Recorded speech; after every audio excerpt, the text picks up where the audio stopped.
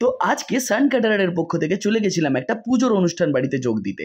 তো প্রথমেই ঠাকুরকে নমস্কার করে চলে গেছিলাম খাওয়া দাওয়া করতে। তো চলো মেনুতে কী কী ছিল তোমাদেরকে দেখিয়ে নিই। তো প্রথমেই ছিল লঙ্কা দিয়ে তৈরি একটা আচার, তো দেখতেই পাচ্ছ এখানে।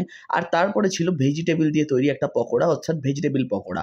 আর তারপরে ছিল কচুরি, তার সঙ্গে ছিল ছোলার ডাল, আর তার সঙ্গে ছিল ফ্রাইড রাইস। ফ্রাইড রাইসটা তোমরা দেখতেই পাচ্ছ। আর তার সাথে সাথেই ছিল এই রকমের কাশ্মীরি আলুর দম, আর সবগুলোই কিন্তু ছিল নিরামিষ।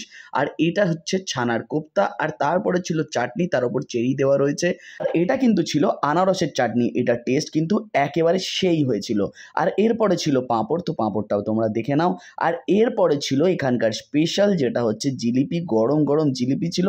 আর সঙ্গে ছিল রাবড়ি, যেটা জিলিপি দিয়ে খেতে কিন্তু খুব সেরা লাগছিল। পুজো বাড়ির খাবার দাবার মানেই ভোগের প্রসাদ, তো সেটার আর কি রিভিউ দেবো। কিন্তু শুধুমাত্র ভোগ বলে বলছি না, এখানকার খাবার দাবার যেমন টেস্টি ছিল আর তেমনই ছিল গরম। আর এই ধরনের খাবার দাবার যদি তোমরাও তোমাদের অনুষ্ঠানে অর্ডার করতে চাও, তোমাদের বাড়ির পুজোতেও যদি এই ধরনের খাবার দাবার অর্ডার করতে চাও, তাহলে তোমরা যোগাযোগ করে নিতে পারো সান ক্যাটারারের সঙ্গে নিচে দেওয়া নাম্বারে।